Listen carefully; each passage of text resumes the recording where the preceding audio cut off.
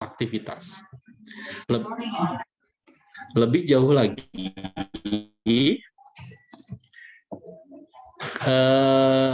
ada yang namanya istilah occupational biomekanika. Occupational biomekanika ini adalah, kalau okupasional itu pekerjaan, biomekanika itu adalah biomekanik. Jadi kalau okupasional biomekanika ini lebih spesifik lagi bagaimana penerapan ilmu biomekanika di dalam pekerjaan. Ya, di dalam pekerjaan yang nanti mempelajari hubungan antara pekerja, peralatannya, lingkungan kerja, dan lain-lain, yang salah satu tujuannya adalah meningkatkan performansi. Performansi itu adalah kinerja, ya, bagaimana kita merancang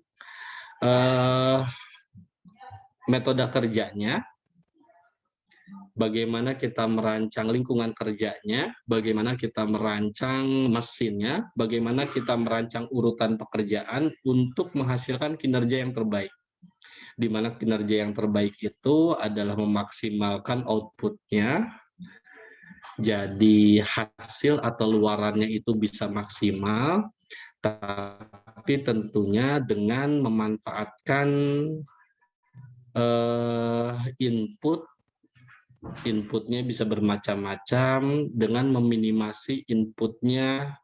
Contohnya kalau bahan bakunya dipakai secara efisien sedikit mungkin, tenaga kerjanya dipakai dengan nyaman, dia juga tidak merasa kelelahan yang berlebihan atau mungkin bahkan sampai cedera, itu bisa dicegah dan seterusnya. Itu yang dimaksud dengan occupational biomekanika, ya. Nah, berikutnya Bapak tampilkan ini adalah struktur dari ilmu biomekanika dan hubungannya dengan bidang-bidang kajian yang ada di dalam biomekanika. Ya, biomekanik ini merupakan sebuah cabang ilmu yang dipengaruhi oleh disiplin-disiplin ilmu yang bermacam-macam yang terkait dengan tubuh dan teknik-teknik maupun prinsip-prinsip fisika. Yang kinesiologi, kalau kinesiologi ini terkait dengan bagaimana gerakan-gerakan yang terjadi yang bisa dilakukan oleh tubuh manusia. Anatomi, kalau anatomi ini bicara tentang struktur tubuh manusia. Jadi dalam anatomi itu kita bicara tubuh manusia terdiri dari jaringan rangka, nanti jaringan rangkanya dibalut oleh jaringan otot nanti dibalut oleh jaringan kulit. Nah, itu anatominya. Nanti anatomi kepala, ada tulang apa saja, anatomi tulang belakang, ada apa saja, dan seterusnya. Begitu, ya. Itu terkait dengan, kalau anatomi itu terkait dengan struktur tubuh dari manusia. Yang ketiga, theoretical mechanics. Kalau theoretical mechanics ini adalah teori-teori mekanika, ya. Ini banyak dipelajari di dalam mekanika. Nah, ini nanti kalian punya dosen yang lebih memahami tentang ini. Biasanya dasar-dasar ini dari fisika, ya. Lalu yang berikutnya ada juga antropometri. Antropometri ini adalah sebuah cabang ilmu dalam ergonomi yang mempelajari tentang bentuk dan ukuran-ukuran tubuh manusia dalam perancangan kerja. Spesifiknya kita mempelajari bentuk-bentuk khas dan ukuran-ukuran khas dari tubuh manusia, sehingga kita bisa merancang sebuah lingkungan dan sistem kerja yang sesuai untuk manusianya, yang memberikan kenyamanan bagi manusianya dalam bekerja. Begitu, ya. Kalau antropometri ini kita bicara tentang ukuran, ruas ukuran tubuh secara keseluruhan, ukuran tubuh manusia secara parsial, dan seterusnya. Ini sangat luas aplikasinya antropometri ini. Kalau kalian perhatikan, hampir semua produk, hampir semua peralatan yang digunakan oleh manusia ini harus ada unsur antropometrinya supaya peralatan, produk tersebut, mesin dan lain sebagainya itu nanti nyaman digunakan oleh manusia. Ya, contohnya nyari teman di untuk konsolidasi, ntar dikumpulin jadi satu ya. Untuk merancang kursi. Nah, untuk merancang kursi itu tidak sembarangan, ya.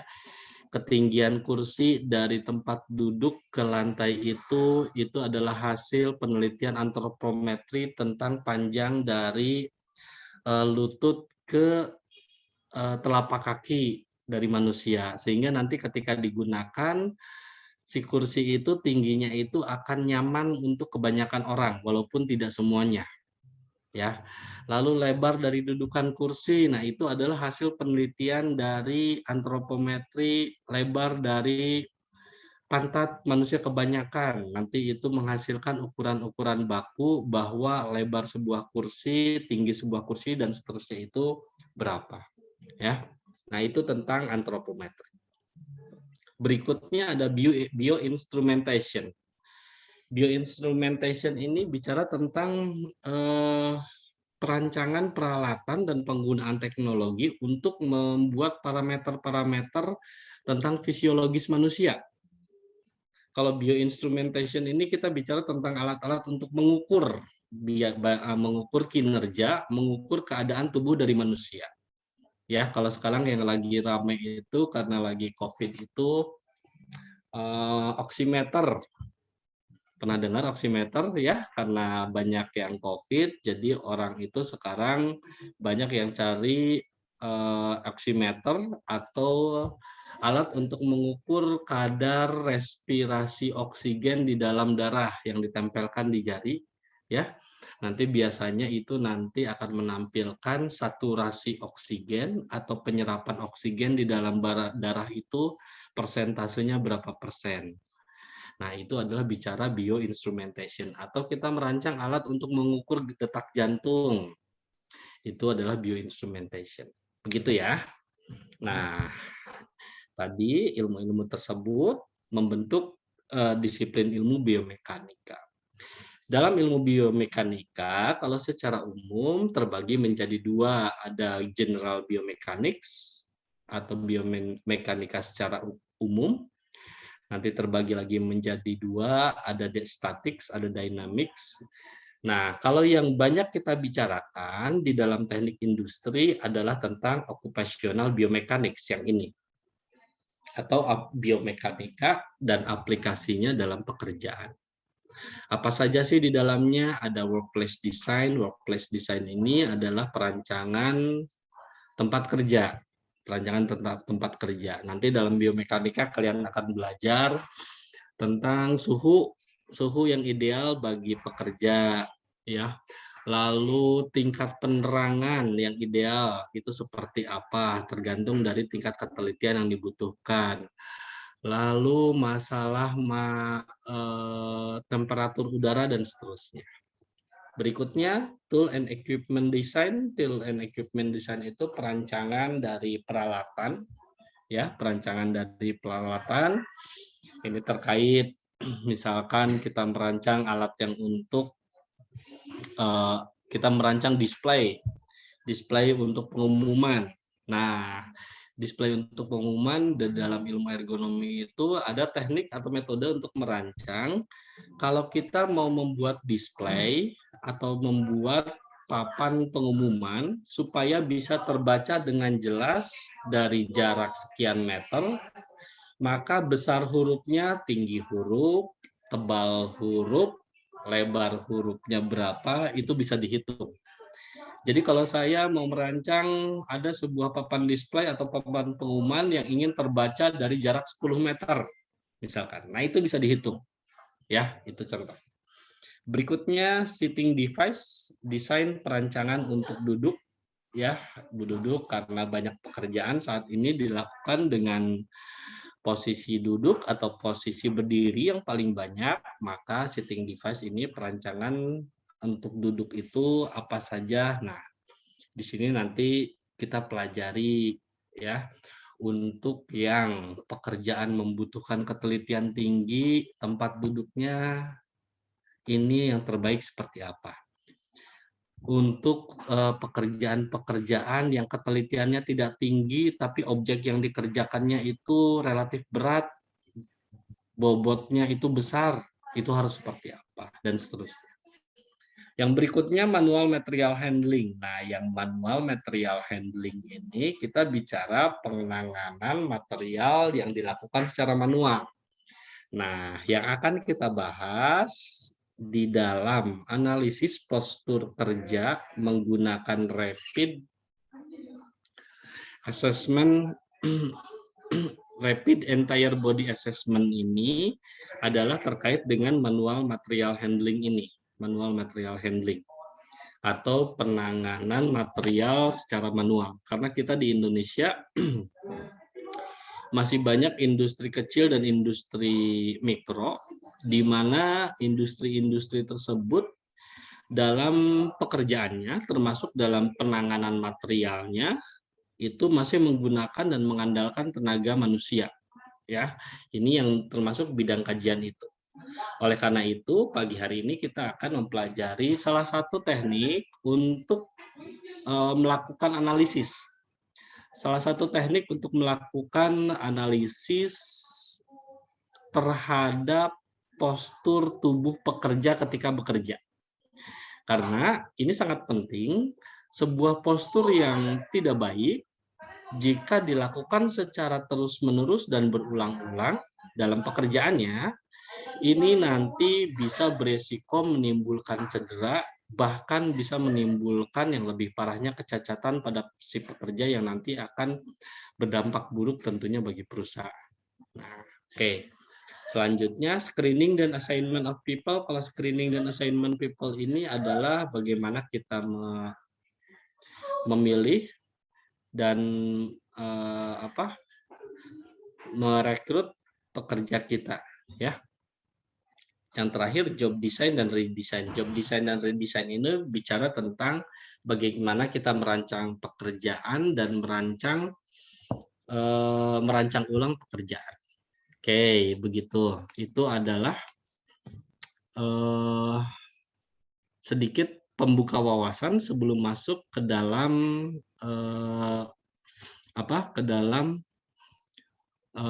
metode reba yang akan kita pelajari pagi hari ini.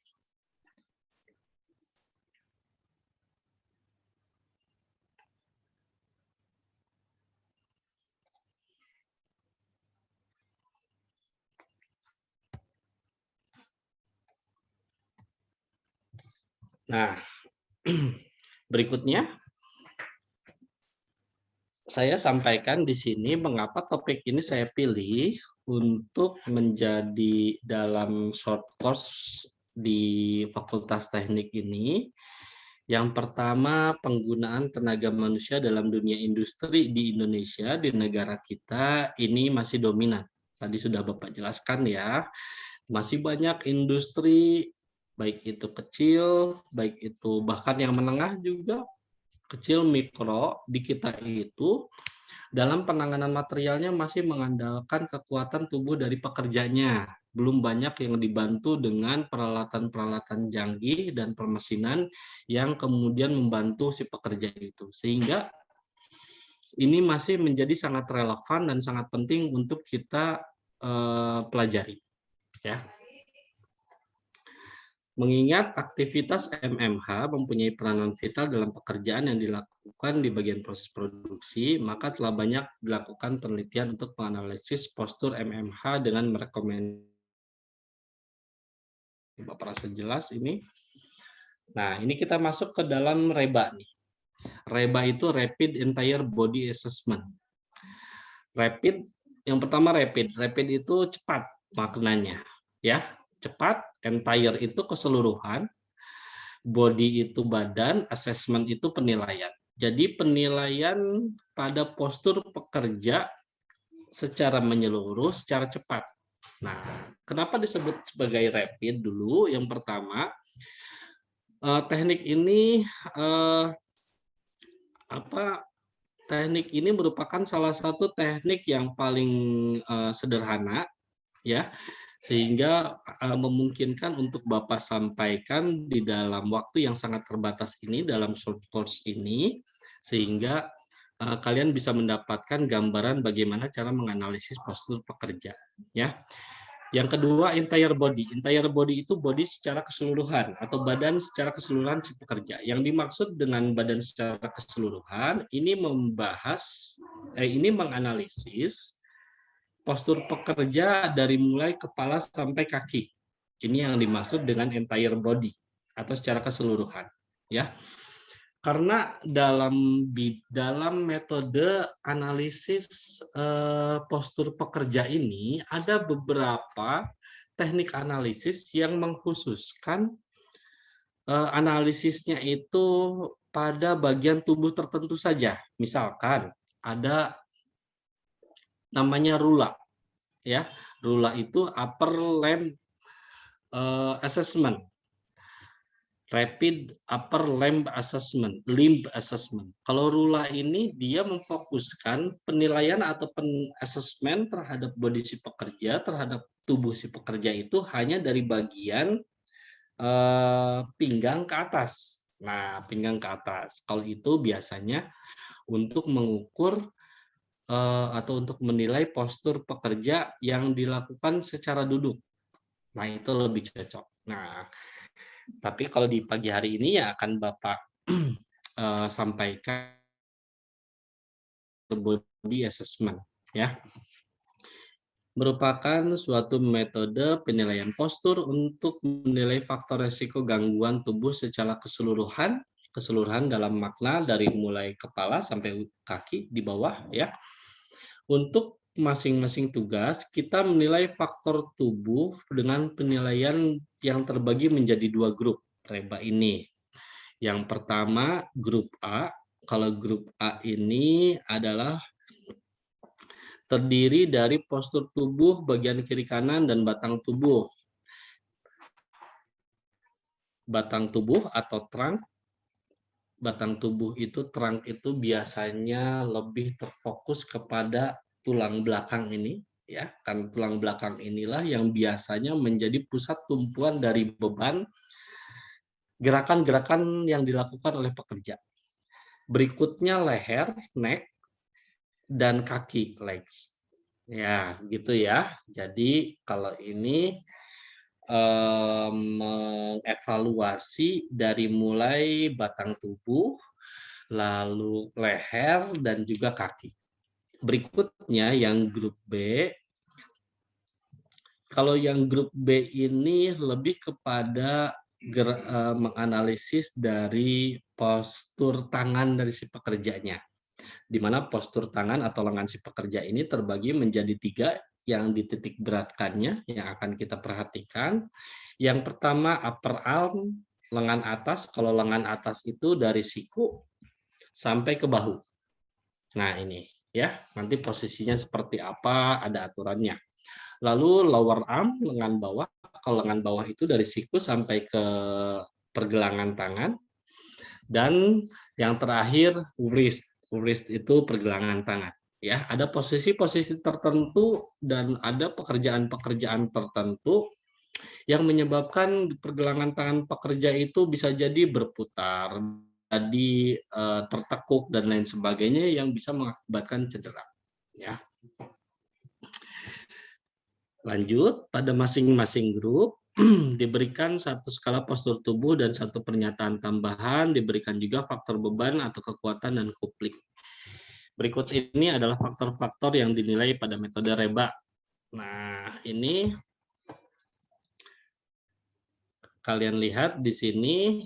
Nah, ini adalah analisis reba dimulai dengan biasanya kita merekam postur tubuh dengan kamera. Kita foto, atau kita video, nanti posisi-posisi yang ingin kita ukur itu kita kita ambil fotonya untuk kemudian kita tentukan sudut-sudut pada postur si pekerja itu. Nah, di sini kalian bisa lihat di contoh foto di samping ini yang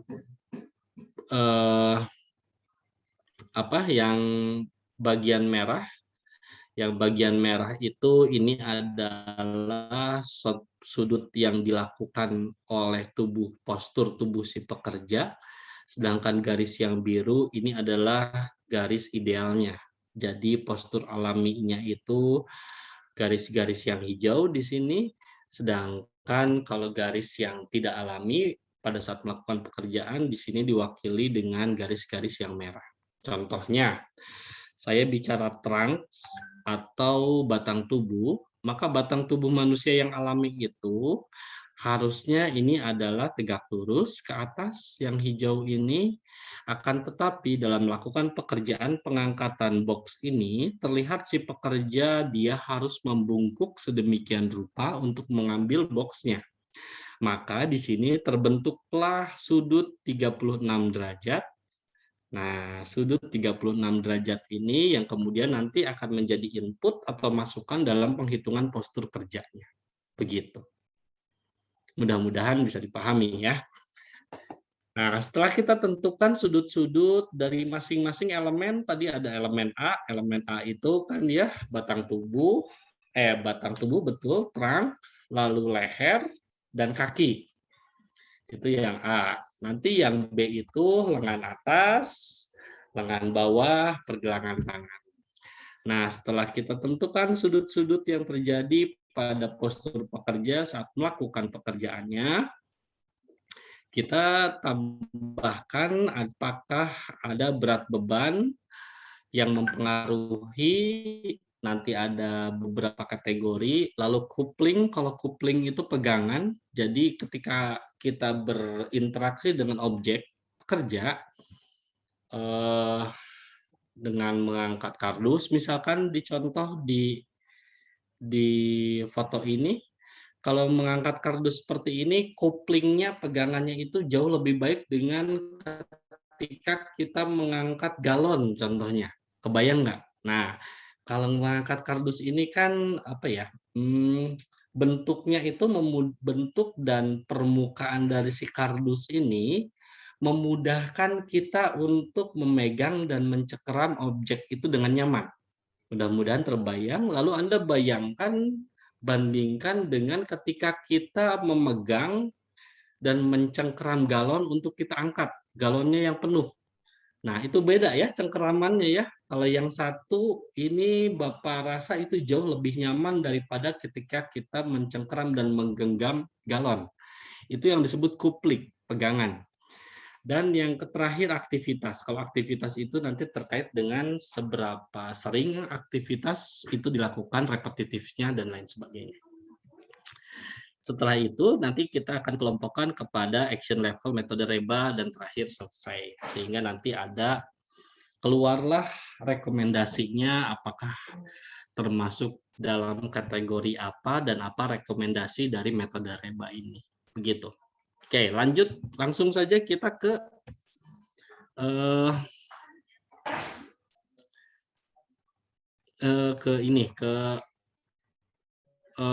metode rebanya kita lanjutkan. Nah, ini kan tadi ya, ini adalah struktur atau diagram berpikirnya untuk memudahkan kalian membayangkannya.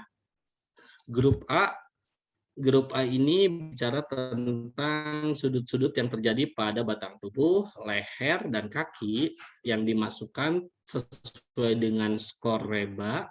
Nanti akan Bapak tunjukkan skor rebanya seperti apa.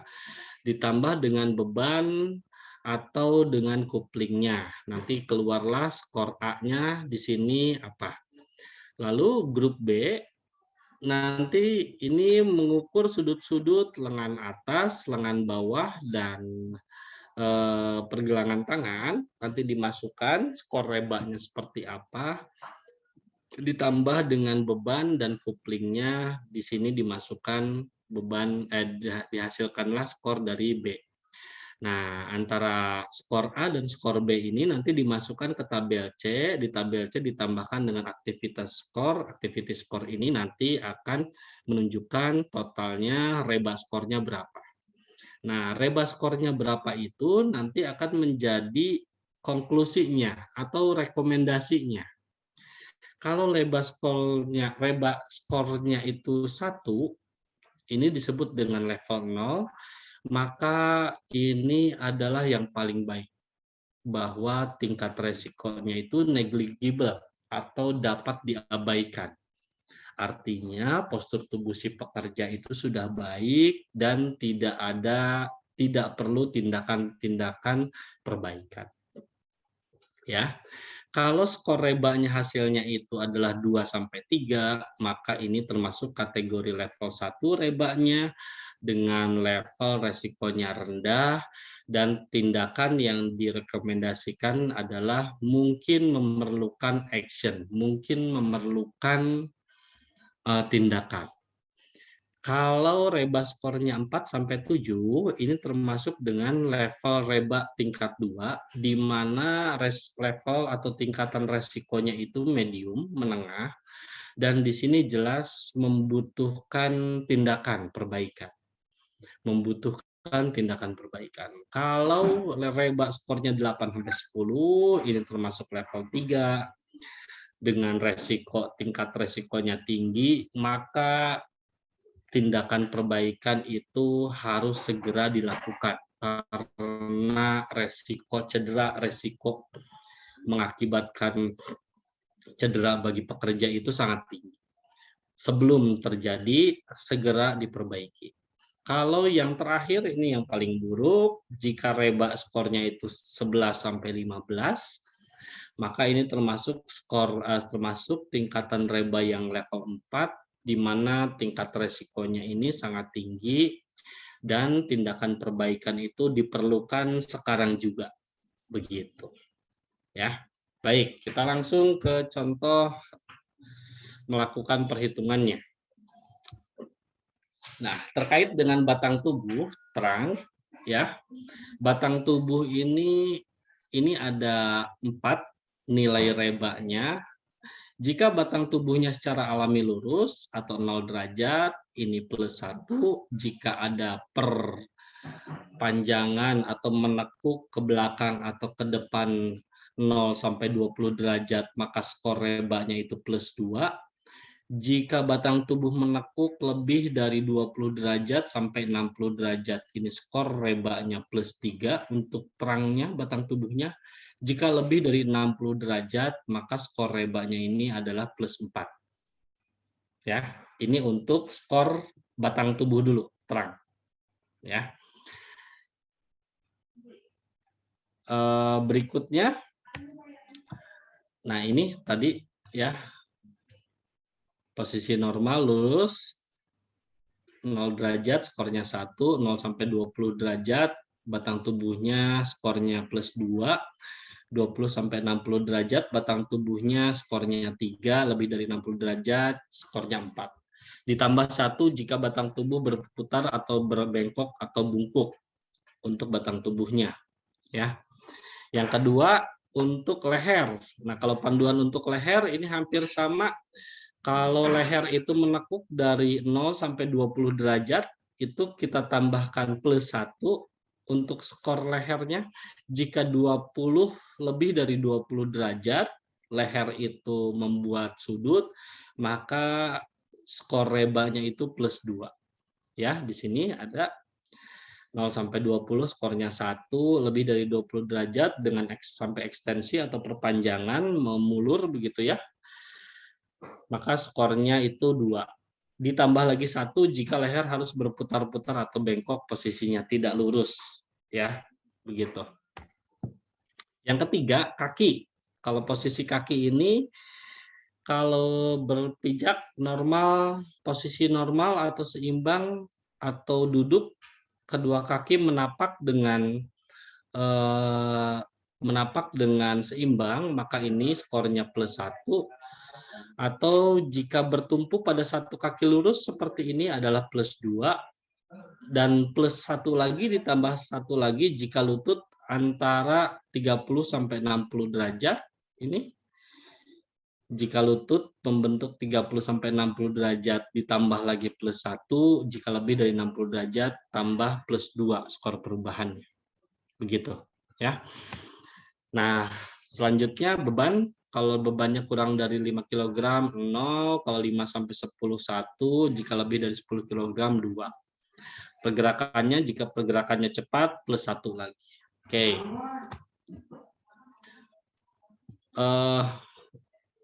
Mengingat waktu, Bapak agak cepat dulu ya untuk menerangkan teoritisnya, karena nanti setelah ini langsung ada contoh aplikasinya.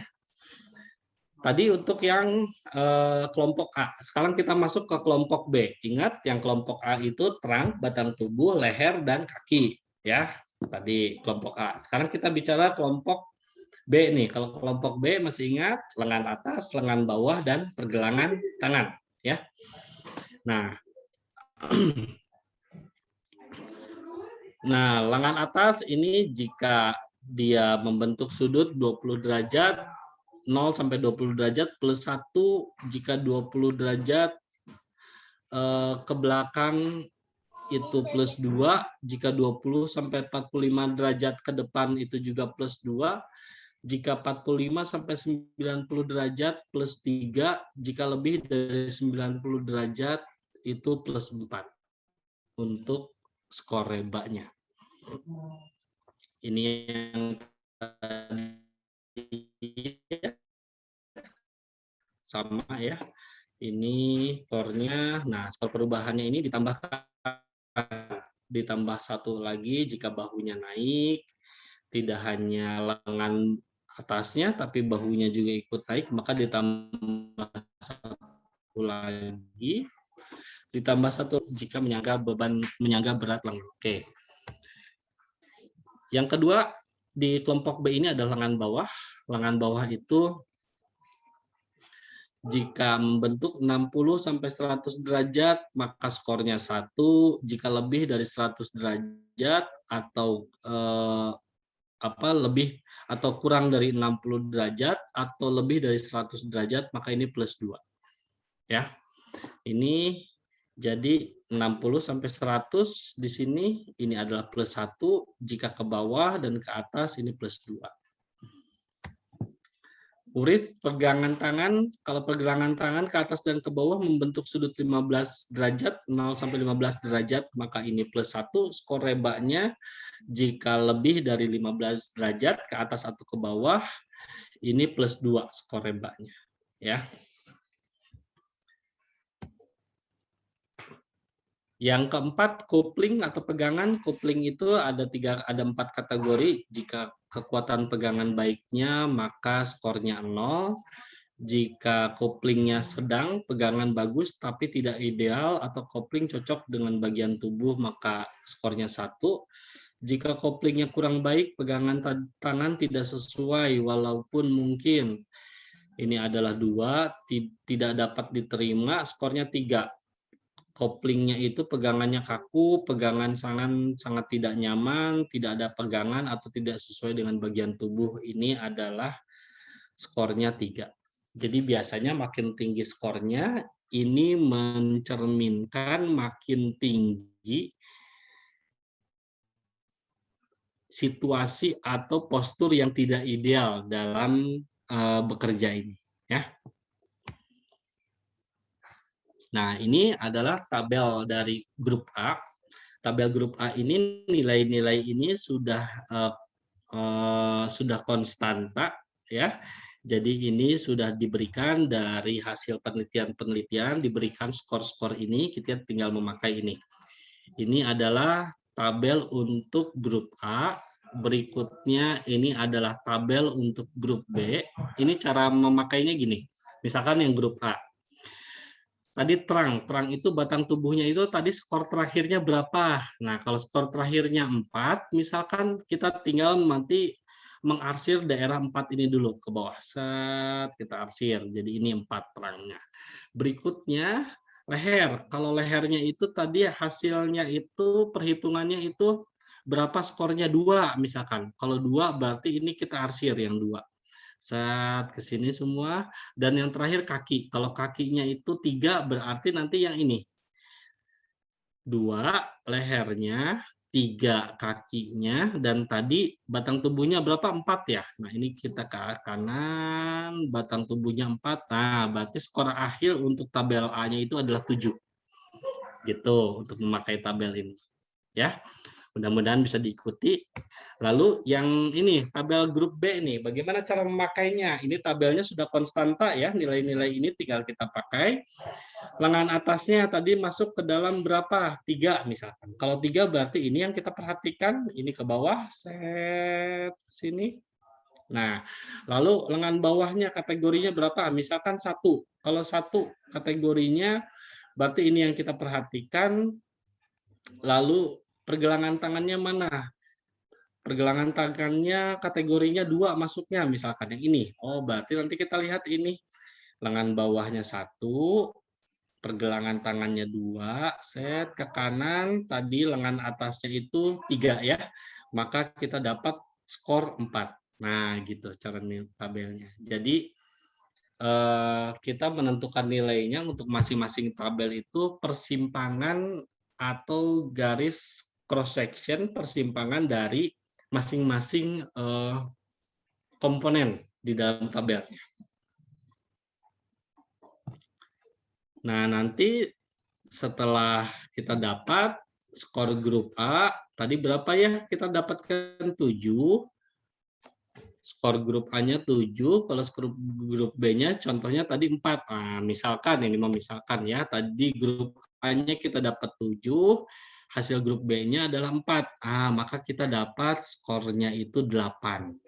Nah, ini adalah skor rebanya 8. Tapi ini belum selesai. Setelah 8, kita tambahkan skor aktivitasnya, apakah posturnya statik, tindakannya berulang-ulang, atau tidak ada ketidakstabilan, maka ini plus 1.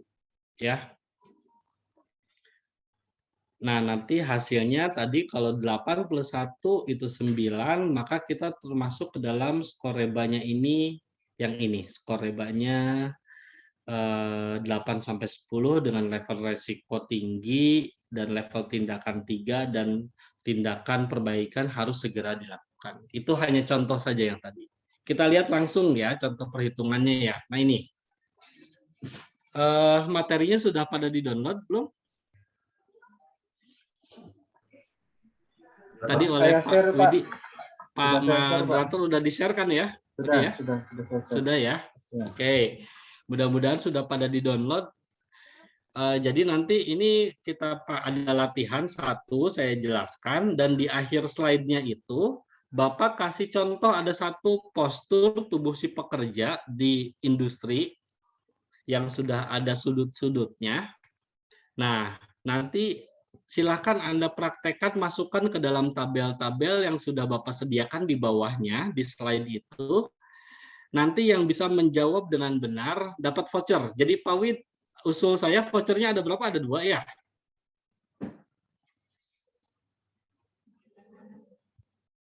Pak Wid, vouchernya itu ada 2 ya? Voucher kuota? Iya Pak, betul. Nah, voucher kuota gini, jadi yang satu untuk yang pertanyaan terbaik, yang satu untuk yang mengerjakan soal latihan dan menjawab dengan benar nanti skor rekomendasi rebanya berapa. Nah, itulah yang mendapatkan voucher. Jadi 1 untuk pertanyaan, 1 untuk yang mengerjakan latihan yang di bawahnya. Kan ini short course. Boleh Ya. Pak, Mangga. Gitu ya Pak Wid ya? Siap, Oke ya. Ya. Oke, jadi peserta siap-siap perhatikan dan kalian nanti bisa mendapatkan kemungkinan dapat voucher kuota jika kalian bisa mengerjakan latihan di bawah. Ada nanti di akhir slide kalian bisa lihat. Oke. Contoh, ini ada pekerjaan seorang sedang mengambil air dari sumur. Kita lihat di sini ada beberapa postur tubuh yang tidak alami.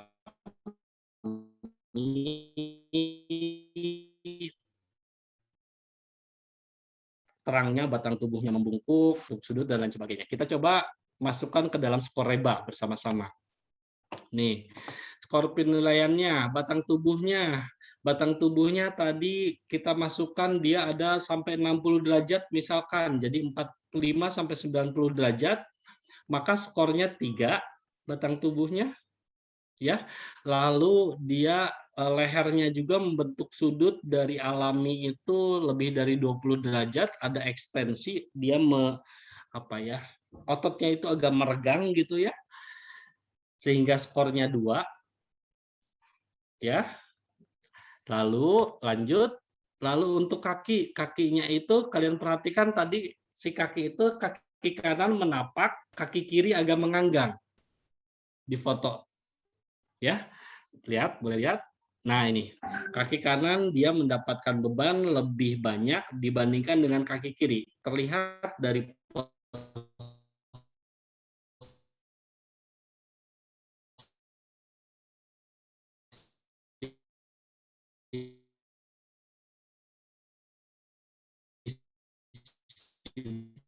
tubuh dia, kaki kanan bebannya atau loadnya, bebannya itu karena 1 kali nimba itu kurang dari 5 kg, kita kasih skor 0 saja. Lanjut. Nah, berikutnya lengan atas. Ini untuk yang grup B, lengan atas itu, lengan atasnya membentuk sudut 20 derajat ke depan maupun ke belakang, skornya hanya 1. Ya, lengan bawahnya membentuk sudut antara kurang dari 60 atau lebih dari 100. Karena dia lengan bawahnya itu terlihat tadi menjangkau ke depan, ya, sehingga skornya itu dikasih 2. Oke.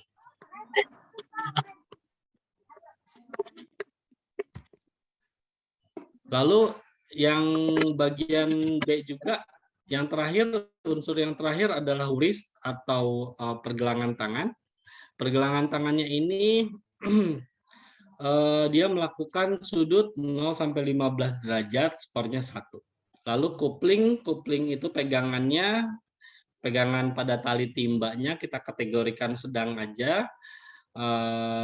Skornya 1, pegangan bagus tapi tidak terlalu ideal ya, karena talinya mudah digenggam, tapi memang kalau kelamaan itu tidak ideal juga karena tali timbangan itu tidak ada pegangan dengan disesuaikan dengan tiap ruas jari yang ada di dalam tubuh manusia. Jadi masih kurang ideal, tapi sudah cukup bagus. Sehingga di sini kita kasih nilai skornya 1. Nah, tadi batang tubuh ini untuk yang tabel A. Tadi hasil dari pengamatan kita untuk batang tubuhnya nilainya 3, lalu untuk lehernya nilainya 2, dan kaki nilainya 2, mendapatkan persimpangan dari ketiga faktor ini 2 ke sini, dengan batang tubuh ininya 3, dihasilkanlah nilai dari tabel A adalah 5 nilainya. Lalu tabel B kita lihat. Tadi upper arm-nya lengan atasnya 2 nilainya, lengan bawahnya 2, dan pergelangan tangannya 1. Maka perpotongannya adalah di sini, dan di sini didapatkanlah nilainya 2 dari tabel B.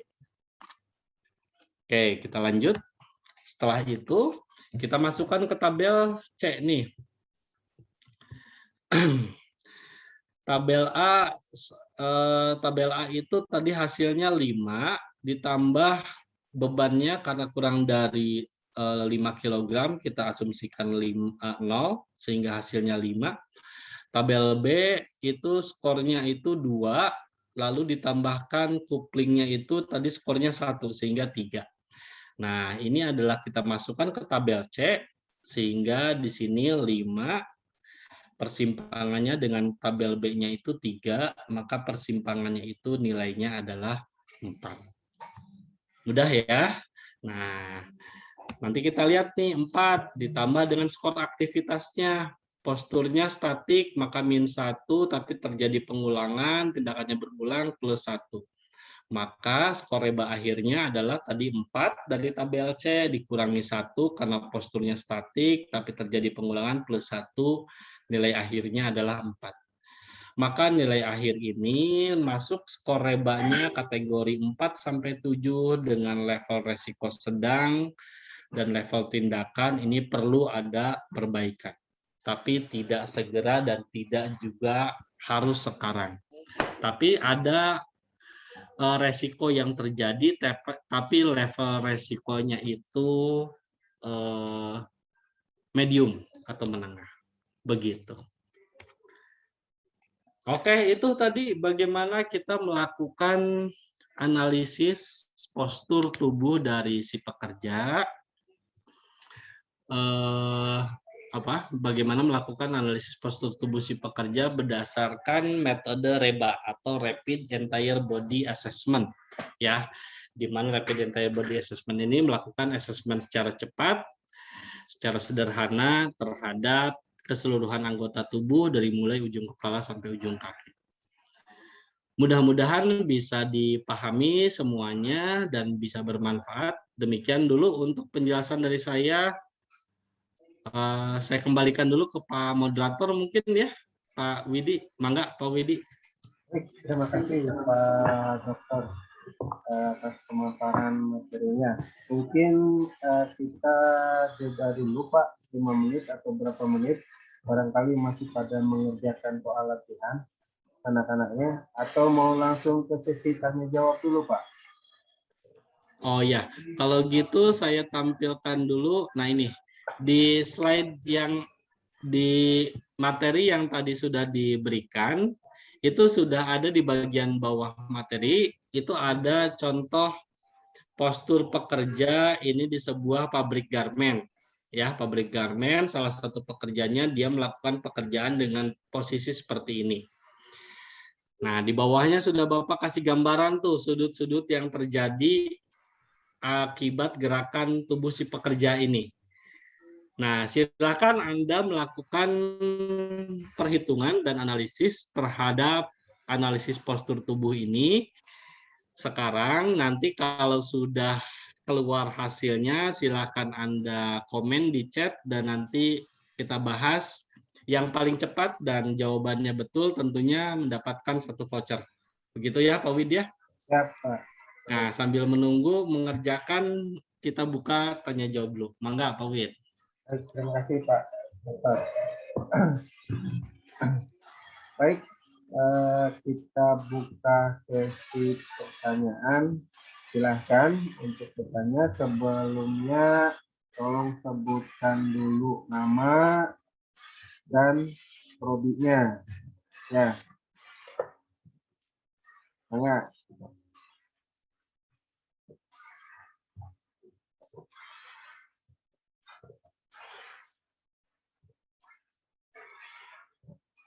Oke, alangkah baiknya untuk pertanyaan di ini aja, jangan di kolom chat. Sebutkan aja di sini sambil buka kameranya.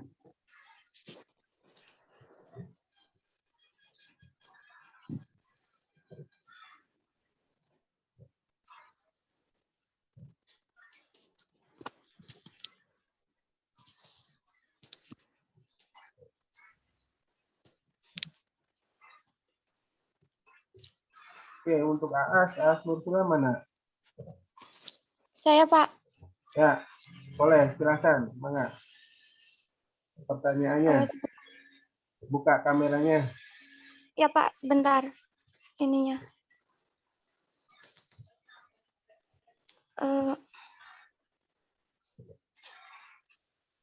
Assalamualaikum. Perkenalkan, nama saya Aas Nur Aisyah dari Maba Teknik Informatika. Izin bertanya, untuk materi biomekanika ini apakah akan dipelajari oleh seluruh fakultas teknik atau hanya dipelajari oleh teknik industri saja? Terima kasih, Pak. Baik, terima kasih.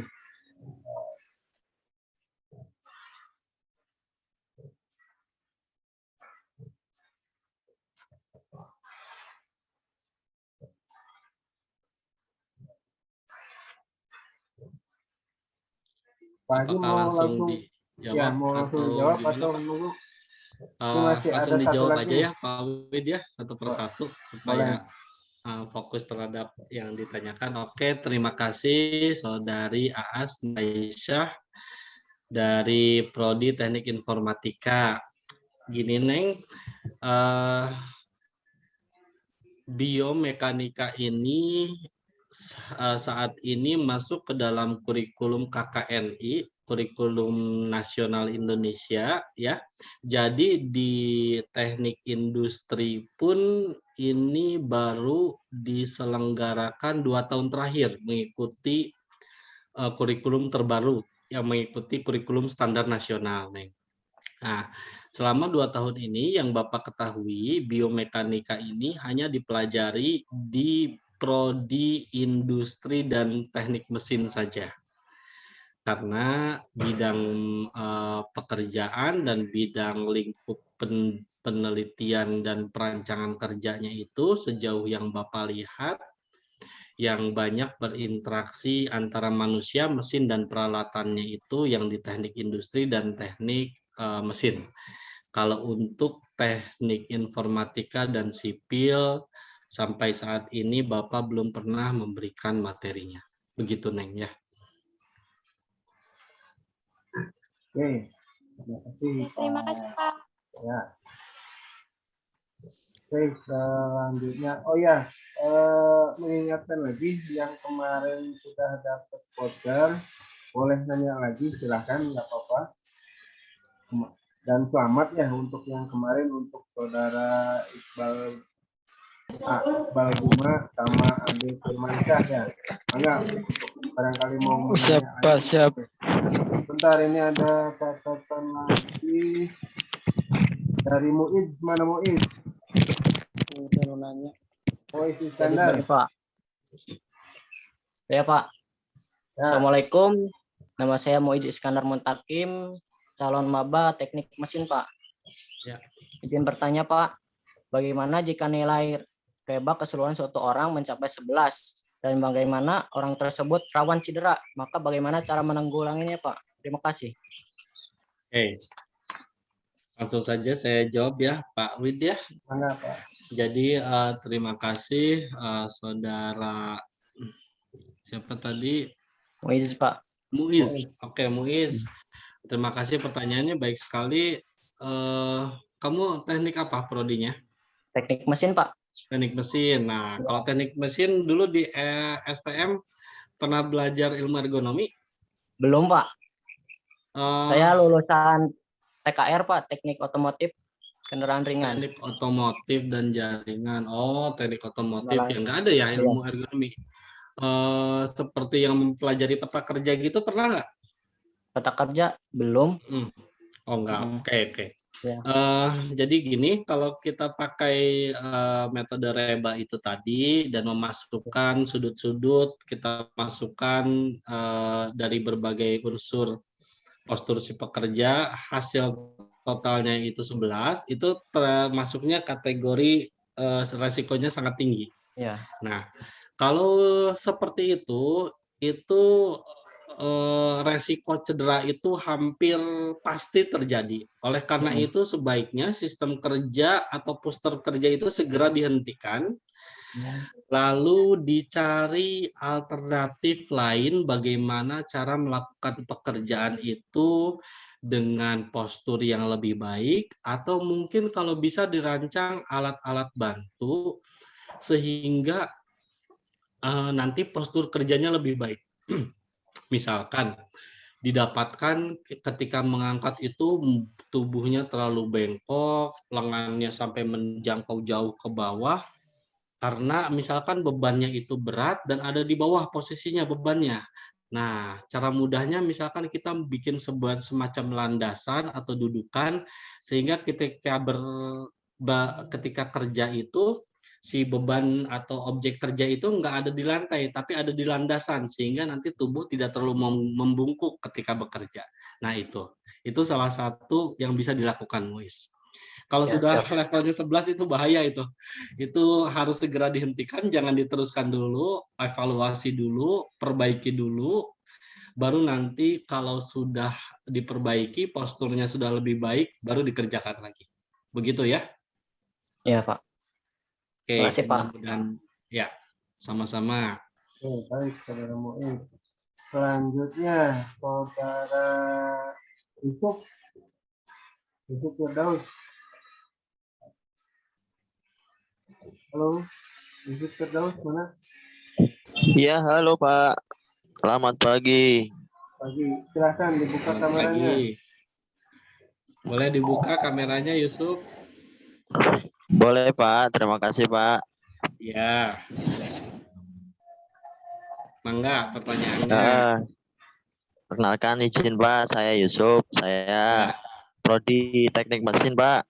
mesin Yang saya ya. mau izin bertanya itu yang sudah di chat, yaitu adalah maksimal berat yang diperbolehkan pengangkatan manual itu berapa kilo, dan karena ini mempengaruhi keselamatan kerja gitu kan Pak.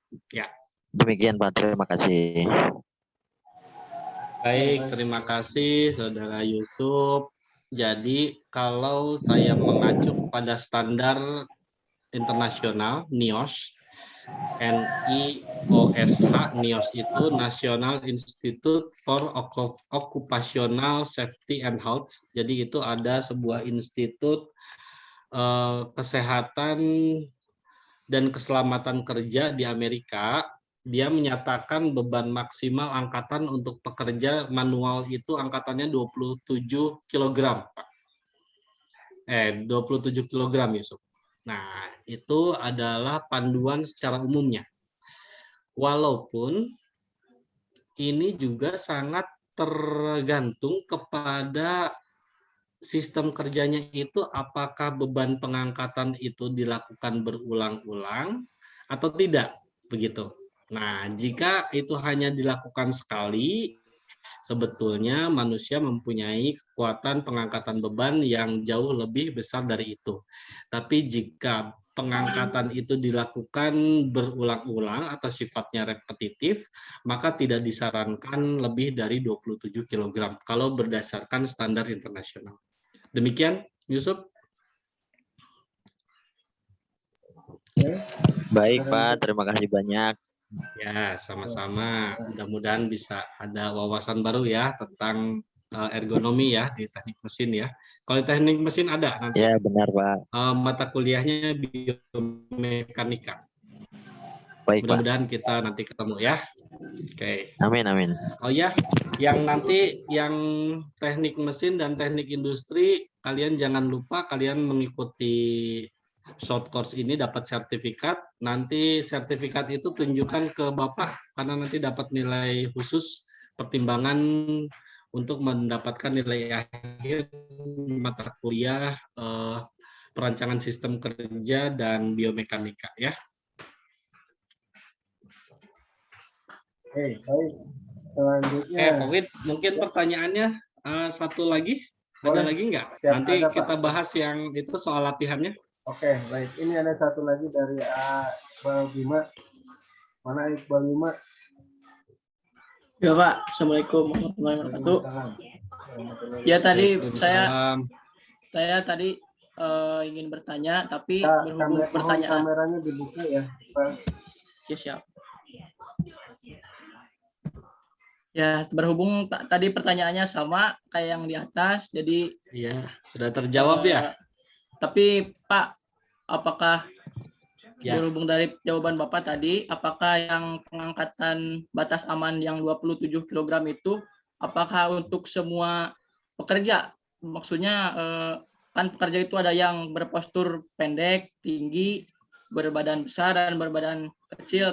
Nah, apakah 27 kg itu disamaratakan atau gimana Pak? Ya, terima kasih. Assalamualaikum.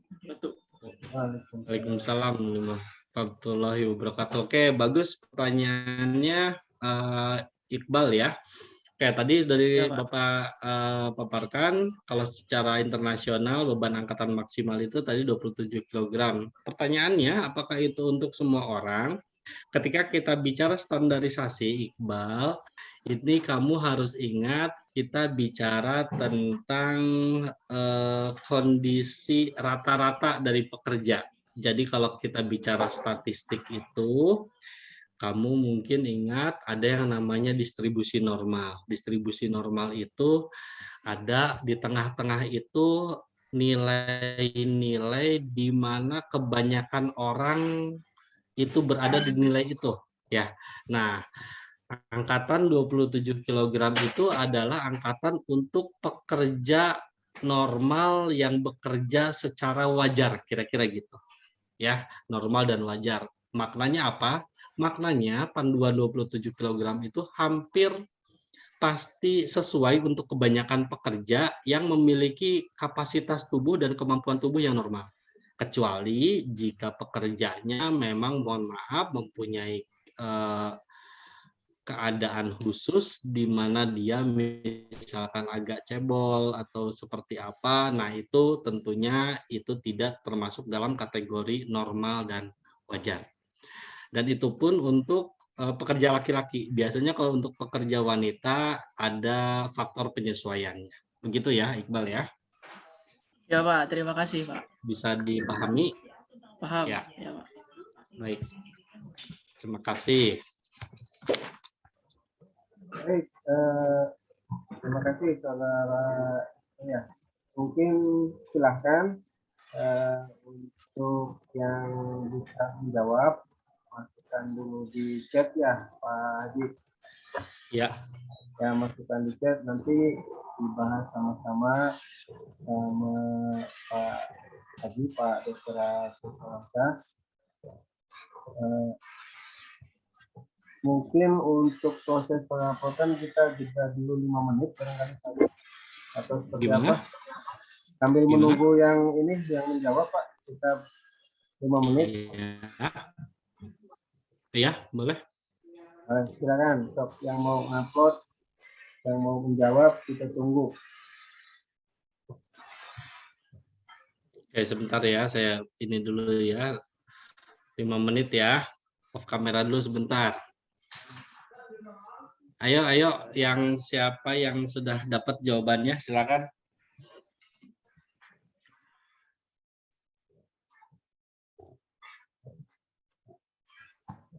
Assalamualaikum Pak. Waalaikumsalam. Izin menjawab. Di chat aja ya, di chat dulu kata ini break dulu 5 menit, nanti disambung lagi. Oh, iya, Pak.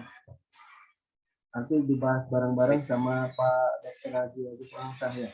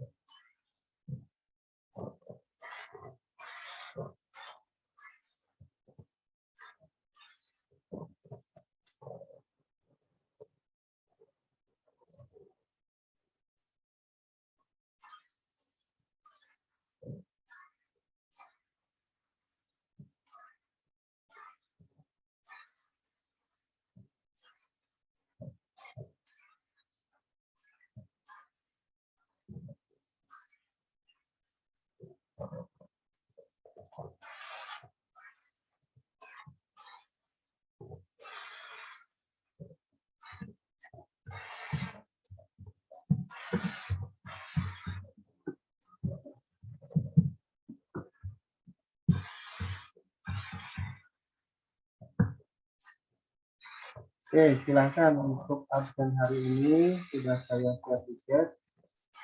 Sambil kalian mengerjakan, sambil isi absen.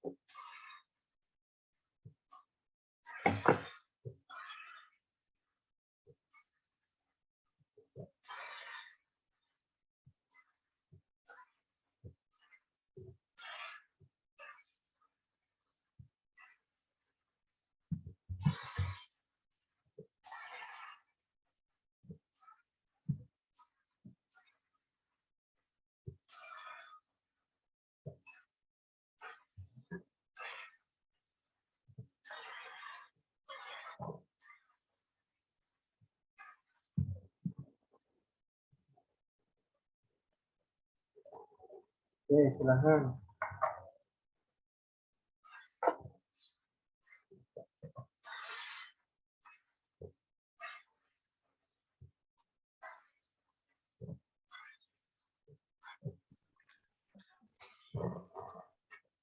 Untuk saudara Opik itu langsung di tabel langsung ke hasil akhirnya aja ya, skornya ya. Hasil akhirnya 5 itu maksudnya saudara Opik.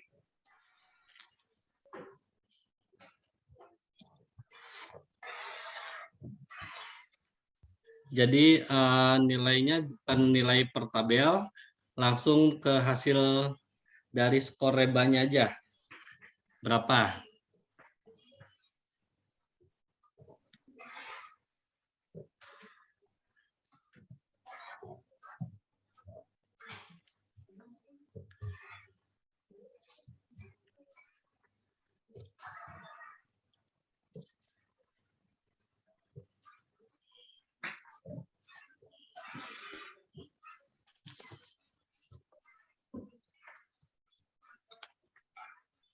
Ayo yang lainnya ditunggu nih. Baru ada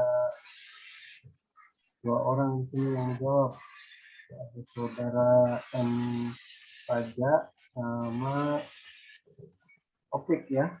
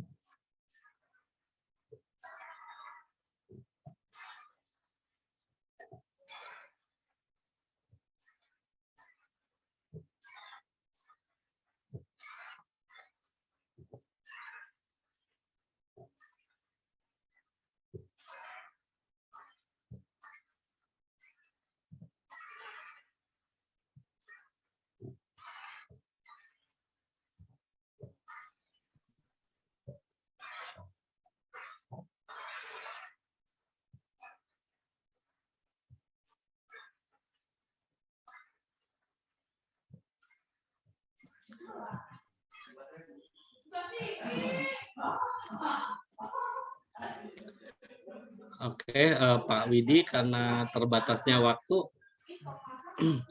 kita langsung bahas saja ya. Enggak, Pak.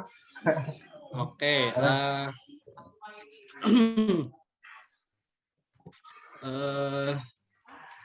di sini udah ada beberapa jawaban dari saudara Asri, saudara Opik, saudara siapa ini?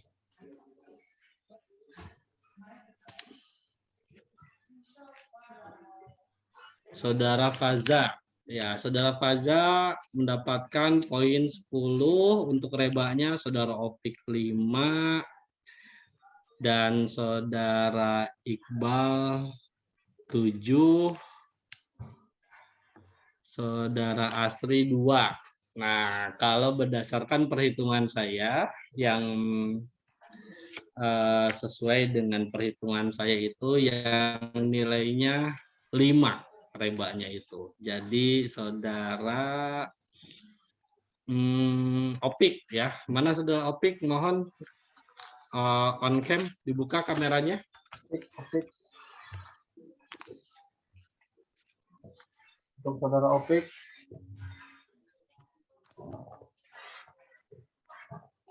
Opikur Rahman. Mana Opikur Rahman? Opik mana nih Opik nih? Halo. Wah, nggak jadi dapat kuotanya nih. Oke, ini Pak udah nongol. Silakan diaktifkan itu ya mic-nya. Halo, halo. Ya, Opik kamu prodi apa? Informatika, Pak. Kalau di informatika, ya nggak apa-apa. Oke, kita mulai dari batang tubuhnya dulu. Batang tubuhnya itu berapa derajat, Pik, dari foto tuh? Sebentar dilihat dulu, Pak. Antara berapa ini? 40-an, Pak. 40. Ya, 40 derajatan ya. Berarti berapa skornya, Pik? Untuk skor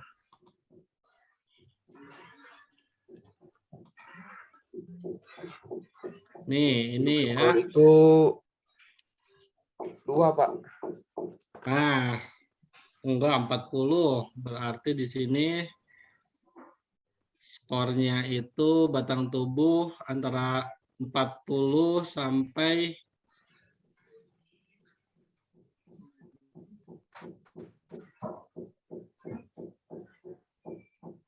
Oke, skornya 2. Ya, ini. Ya, lanjut. Leher. Lehernya berapa? Leher itu berapa ya? Ini 40 kah? Iya, 40 kalau di saya mah. 40.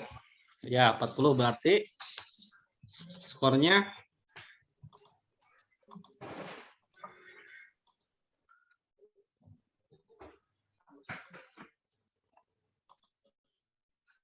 leher. Skornya 2, Pak.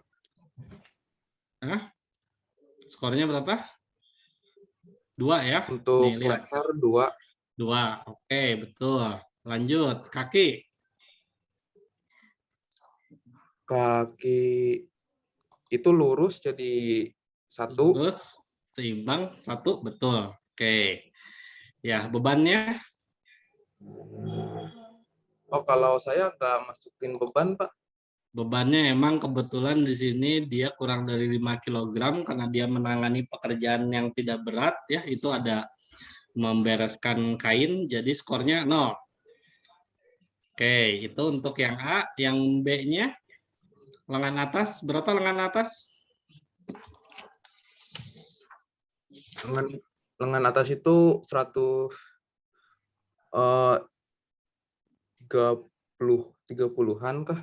Iya, 30-an. Berapa? Lengan atas salah. Lengan atas Lengan atas nih. itu berapa Ini ini? lengan bawah kalau yang ini. Iya. Berapa ya? 60. Cukup sulit kelihatnya, tapi 60 derajat ini. skornya untuk lengan atas itu Skornya 3, Pak. 3. Oke, bagus. Lengan bawahnya? Lengan bawahnya 110, berarti 110, berarti 2. Betul. Dan untuk Pergelangannya? Antara 40-an atau 80-an. Berarti ya, 2. betul. 2. Oke. Lalu koplingnya kita anggap 1 aja ya, sedang ya. Koplingnya, pegangannya. Kita masukkan tadi coba batang tubuhnya itu 2 ya.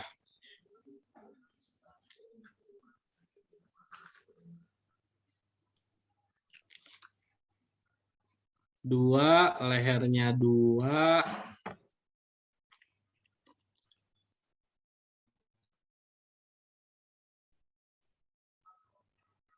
Lehernya 2, kakinya 1.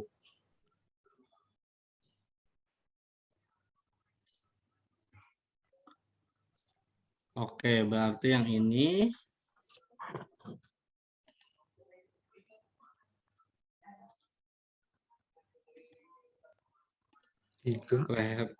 lehernya 2, kakinya 1. Salah.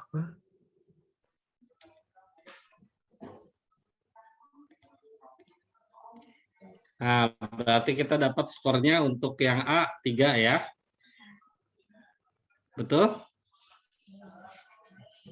Alah. Sama nggak? Sama Hah? nggak? Beda, Pak. Beda, yang kamu berapa? 4 kalau saya mah. Iya, 4. Ya, oh ini ya terangnya 2 apa 3 tadi tuh? Lehernya. Batang leher 2, batang 2, Terus kaki 1. kaki 1, ya betul. Terus bedanya di mana?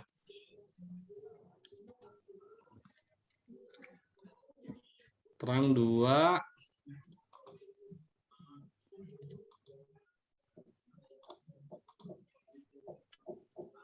Lehernya berapa? Lehernya 2. Iya. Lehernya 2, kakinya 1 kan? Iya. Oh, belum ditambah ini. Nanti itu. Oke. 2, ininya 1, berarti yang ini nih. Nah. Oke, sampai sini dulu. Ya, jadi kita dapat ini persimpangannya tuh 3 ya.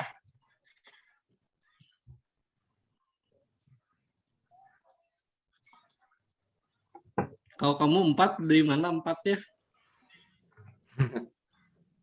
Mungkin karena agak kecepatan. Oke, sekarang kita yang tabel B-nya. Tabel B itu berapa tadi lengan atasnya? Lengan atasnya berapa, Dek? Kalau saya 5. Lengan atasnya 5, ya betul. Terus? Atasnya itu 3. 3. Oke. Atas 3. Pergelangan tangan 2. Lengan tangan 2. Lengan bawahnya dulu. Nya 2. 2. Pergelangan 2. Pergelangan 2. Oke, berarti persimpangannya di 5 ya. Ini ya. Tuh. Ya. Oke, lanjut. Sekarang kita masukin ke tabel C. Tabel C, tadi A-nya itu kita dapat nilai 3, yang B-nya itu kita dapat nilai 5. A-nya itu 3, skor bebannya itu 0 kan ya. Plus 0 sama dengan 3. Untuk ini skor B-nya itu 5 ditambah kuplingnya 1 ya. 6. Oke, kita lihat di sini 3.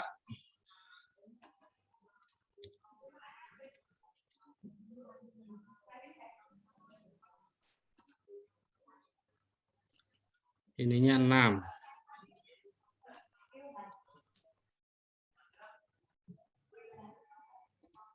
Nah, kita dapat skornya 5. Ya. 5, lalu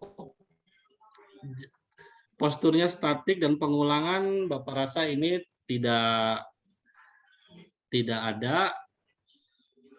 Ada posturnya statik, memang terjadi dia statik, posturnya ulang-ulang jadi plus 1 min 1. Jadi totalnya itu 5 min 1 plus 1. Total akhirnya adalah 5. Gitu ya. Opik, sama enggak? Kan kamu 5 kan tadi jawabannya? Sama seperti yang Bapak hitung? Iya, Pak, agak Yang mana bedanya? Tapi sekolah akhirnya betul tuh, Pik. Kamu agak bingungnya di mana? kemungkinan kecepatan, Pak. Agak ada beberapa yang itu salah. Saya nggak mungkin itunya statiknya 1. dan tabel A-nya 4 gitu. Tabel A-nya hasilnya berapa? 4, terus? Terus tadi apa namanya? Koplingnya nggak dimasukin 1 gitu. Oh iya. Ya perbedaannya di situ. Iya. Jadi harusnya kan ada tadi kuplingnya itu pegangannya tidak terlalu ideal karena seutas tali saja ya. Tapi itu cukup mudah digenggam jadi kuplingnya ditambahkan 1. Jadi apa sih kebetulan yang menguntungkan kamu ini? Jadi hitungannya tadinya 4 kalau kamu kuplingnya 0, kalau hitungan Bapak itu tabel A-nya 3 tapi ditambah kupling 1. Begitu ya. Tapi hasil akhirnya sama bahwa kita mendapat nilainya itu 5, di mana di sini nilai 5 itu nilai resikonya itu sedang, level tindakannya itu perlu ada perbaikan walaupun sifatnya tidak segera dan tidak juga harus sekarang juga. Oke, bagus. Atur nuhun sudah berpartisipasi Pak Widi. Untuk kuota saya rasa Opik sudah jelas dapat voucher. Kalau satu lagi pertanyaan terbaik gimana ya? Bangga, saya kembalikan ke Pak Haji. Untuk pertanyaan terbaik, baik, sebentar.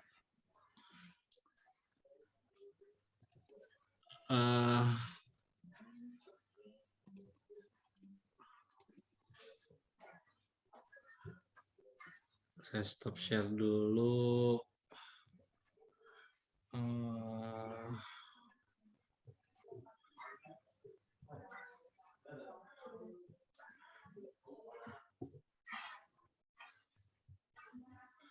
Kalau pertanyaan terbaik, saya rasa yang sangat relevan dengan pembahasan kita ini adalah yang tadi untuk yang menanyakan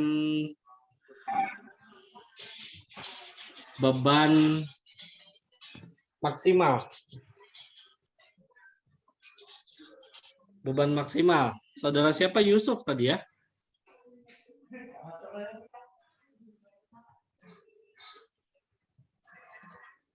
Saudara Yusuf, Pak Widi. Demikian. Hatur nuhun, Pak. Hatur nuhun. Ya. Halo, Yusuf Firdaus. Hatur nuhun, Pak. Iya. Oke, baik. Terima Selamat kasih. Terima kasih. kepada saudara. Ya, benar, Pak Wid. Baik. Selamat, sekali lagi selamat kepada saudara Opik dan saudara Yusuf. Kalian Terima kasih, silakan. Pak. Nah, kalian silakan datang ke Fakultas Teknik. Tahu ya, gedung Fakultas Teknik udah tahu belum?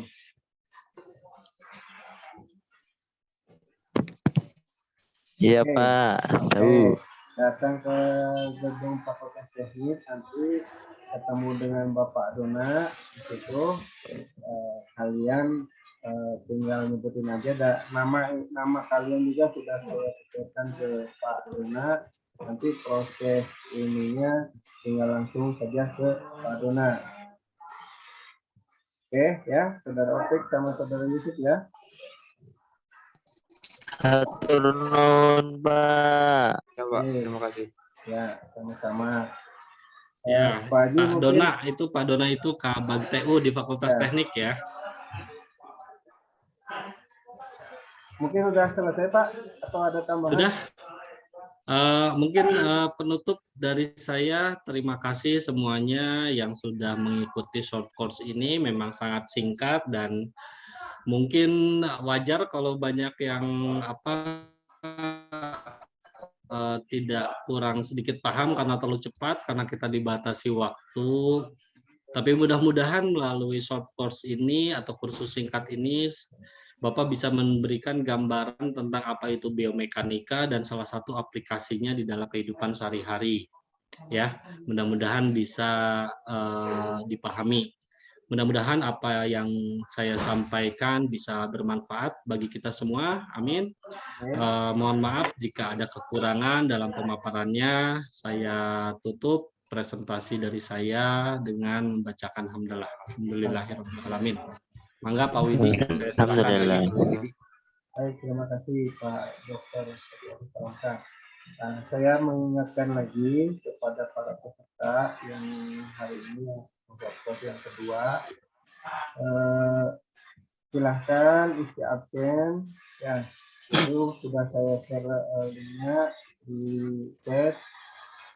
Nanti sertifikatnya kalian juga bisa gunakan untuk mengklaim nilai ke dosen yang sesuai dengan bidang mata kuliahnya. Ya. Oke. Karena keterbatasan waktu dan waktunya juga sudah habis. Kami atau saya selaku moderator mohon maaf bila ada salah kata atau salah ucap.